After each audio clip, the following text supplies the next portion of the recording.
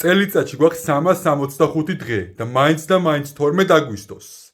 მაინც 12 აგვისტოს.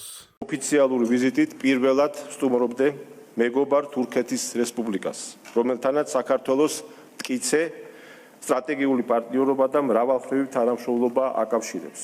თქვენო აღმატებულებამ სურს გულწრფელი მადლობა გადაგიხადოთ. ბიჭო, 12 აგვისტოს არის დიდგორი. დიდგორის ბრძოლა არის.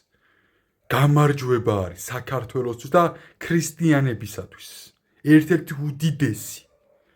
და ეს ჩადის საქართველოს ეგრეთ წოდებული პრეზიდენტი, რომელიც რა თქმა უნდა ჩემთვის არალეგიტიმური არის, როგორც ეს მთავრობა და წინა მთავრობა. და თქვენ აღმატებულებთ მიმართავს. და ამასობაში აქ კობახიძე და კიდე სამთავრობო ხალხი დიდგორობის დღეს გვილოცავენ თან.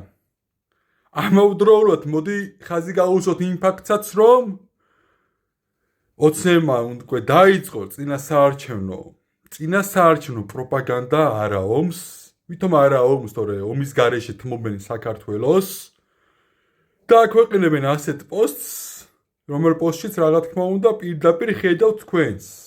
ერთხელ ეს არის რა თქმა უნდა მუქფერებში, რომ დროში არ გამოჩენილია თუ უკრაინის კადრები არის, მეორე მხარეს თბილისის კადრები. რომ ომით შეგაშინონ და ომის გარეშე თმობენ ქვეყანას. ყიდიან ქვეყანას. თქვენ თვითონაც კარგად ხედავთ, ამის თქმა ჩემგან აღარც არის საჭირო. იცით ეს ყველაფერი. და არავინ არ დაიწყოთ. არავინ არ დაიწყოთ ის, რომ აბა ომი გინდა, არა, ომი კი არ მინდა, უბრალოდ გატყუებენ.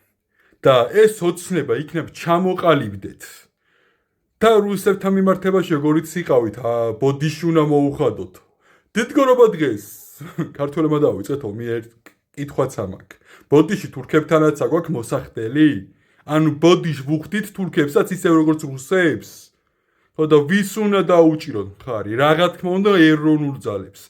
და არა ეგრეთ წოდებულ ეროვნულ ძალებს თუნდაც. არა ნაცებს, არა ქოცებს და არა მათ სატელიტებს და ძალიან გთხოვთ, გამოფხიზლდით. და გთხოვთ, გადააზიოთ ჩემი ვიდეო ყველგან და გავამიწოთ ყველგან სადაც კი თემო ბოკერაუძე წერი, იმიტომ რომ ესეც ახალი გვერდებია, და გამომდინარე რომ ჩემს სათქმელს თქვენამდე რომ მოვიტანო, არა ვიდეოების დაშლა, გვერდებს მიშლიან. ამიტომაც მაქსიმალურად მჭირდება თქვენი ხარდაჭერა. იმაში კი არა მოიწონოთ ხოლოდ. მოწონება არ მაინტერესებს დიდად. ჩემთვის თავარია გაავრცელოთ ჩემი სათქმელი და გამოწერილი ყავდეთ მინიმუმ თვალყური მადევნოთ, იმიტომ რომ ჩემზე მეც სიმართლეს არავინ არ გეუბნებათ არასდროს. და აი ამ პროპაგანდამ მოკლედ მერაბი და ზვიადის შემდეგ ყველა მოღალატეები არიან. და ამ ქვეყანაში საჭირო არის ზუსტადაც რომ მართლმადიდებელ ქრისტიანი მთავრობა, რომელსაც სწორად ეცოდინება ამ ქვეყნის სიყვარულიც, ტრადიციებიც და ეცოდინება ეს ქვეყანა არა მარტო როგორ გადაარჩინოს, არამედ როგორ ავაღორძინოთ ერთად მეგობრებო. გავამიწერთ ყველა პლატფორმაზე, მადლობა ყურადღებისთვის და მოდი შევძლოთ ყველაფერი ერთად ვაკეთოთ და იმონაწილეოთ ამ ქოცნაცულ პოლიტიკურ თეატრებში. გჯერათ მათი პროპაგანდის და იფხიზლე.